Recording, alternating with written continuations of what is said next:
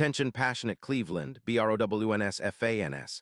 Latest news, something big is happening in the AFC North and it could change the game. We're talking about a direct impact on Cleveland Browns' path to another Super Bowl run, a power shift that could leave a division rival stumbling for years.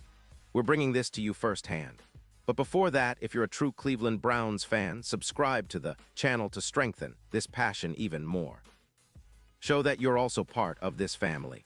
Let's help each other reach 1,000 subscribers. Share with your FRINDS and Cleveland, BROWNS. Let's get to the news, all right, Browns fans. Let's talk about what's been happening in the world of Cleveland football lately, especially concerning our quarterback situation and what it could mean for the rest of the season.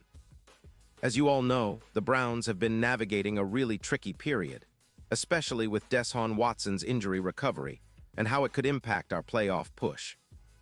It's been a roller coaster trying to figure out when our franchise quarterback might return to the field, and honestly, it's looking more uncertain than ever.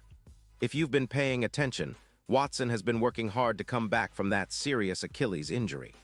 The injury initially happened back in October, right around the middle of the season, so right when we were hoping to see our team really start to hit its stride.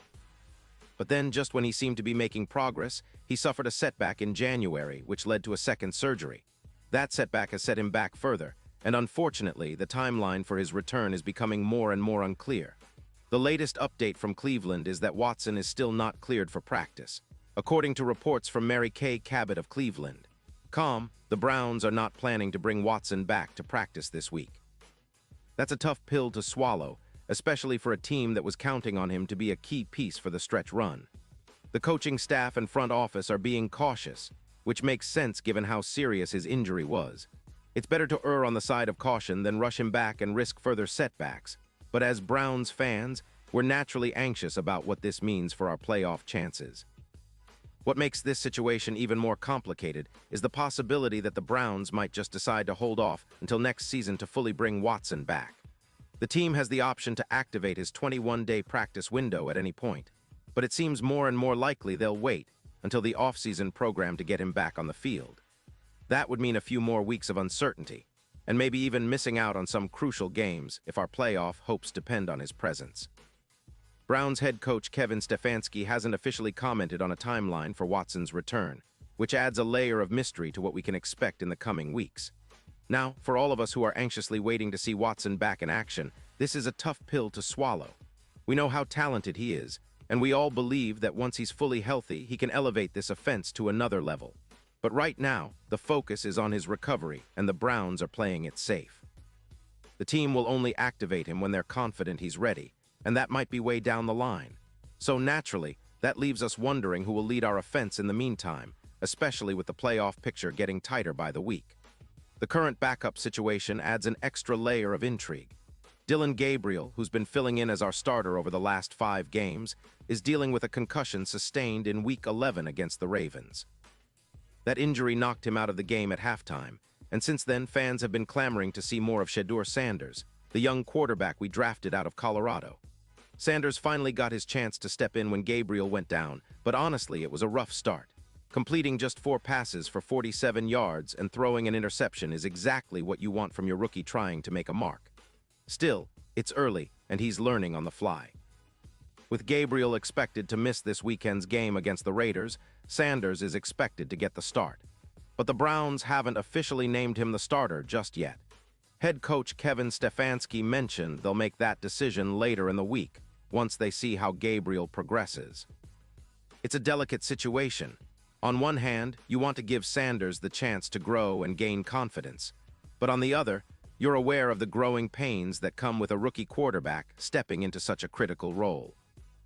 Stefanski has expressed confidence in Sanders' readiness, emphasizing that development isn't a quick fix and that trust in our backup players is essential.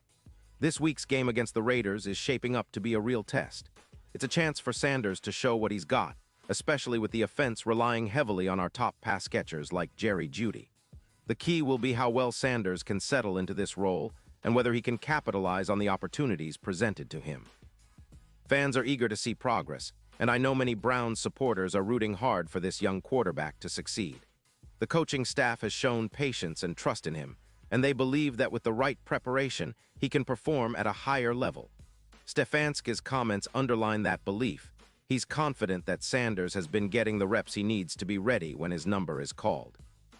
Meanwhile, the Browns are heading out to Las Vegas this week, looking to keep their playoff hopes alive. The Raiders are a tough opponent, and it's going to be a real test for whoever lines up behind center. But honestly, this entire season has been about resilience for Browns fans, and it's clear our team is still fighting hard. We've seen moments of brilliance, some tough losses, and a lot of adversity, but that's what makes the journey so compelling. Our defense has been solid at times, and even with the quarterback uncertainty, the team's grit and determination are evident. Looking ahead, the bigger picture remains. If Watson is able to return at some point, it could give our offense the boost it desperately needs to make a deep playoff run.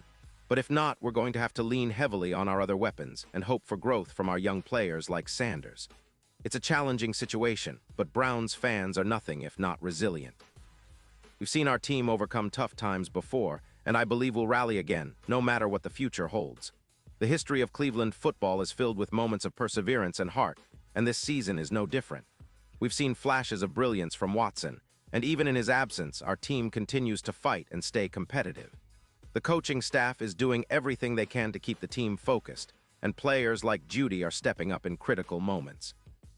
It's a testament to the resilience and pride that define Browns football. So as we head into this crucial stretch of the season, the question on everyone's mind is, when will we see Deshaun Watson back on the field? Will he be enough to push us into the playoffs?